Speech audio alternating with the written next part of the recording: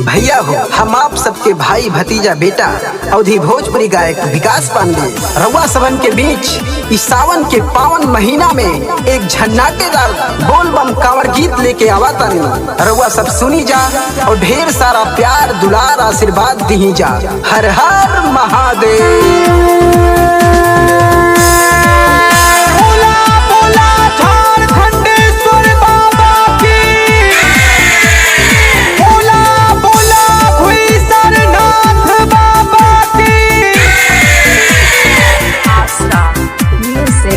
हथवा से छूट जाले हो, क्षण भर में टूट जाले हो, ना घोटत पीसत बाने ले, टूटी तो फूट जाले हो।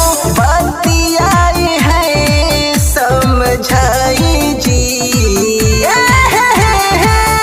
बर्फ पे भांग कैसे घोटल जाई, सिलवट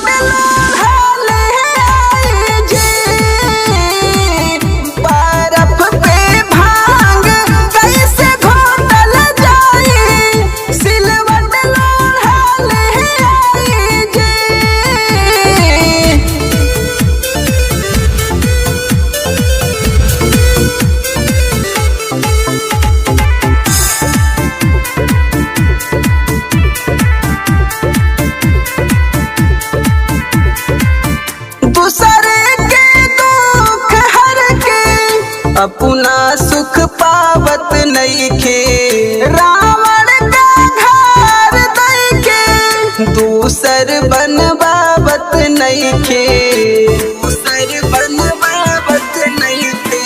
दिन रात भांग गाजा पीसी हमार बतलाई दुखेले, लागेला ठंडी जब जब हवा पुरवाई चलेले। करी कवन उपाय जी, बर्फ पे भांग कैसे घोटल जाई, सिलवट लोढ़ले आई जी। बर्फ पे भांग कैसे घोटल जाई, सिलवट लोढ़ले आई जी।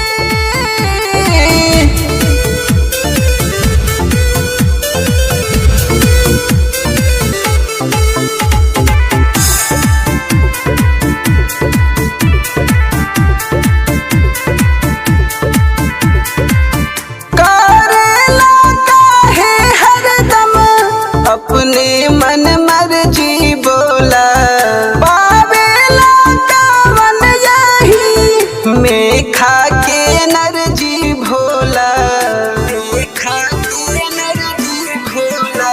देवन देव बाकी का बहुना मिसरी मलाई चढ़ेला, धतुरा मदार बेला पताई बस तोहरे पुजाई चढ़ेला।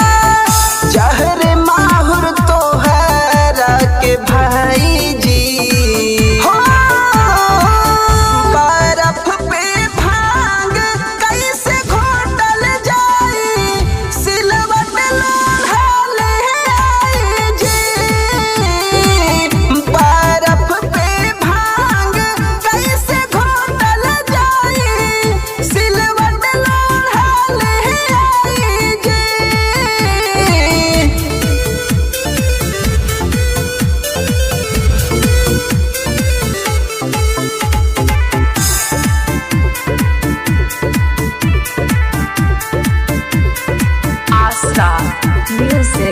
जाने ला जग सारा बड़ा दयालु भोला, तोहके विकास पूजे कही के कृपा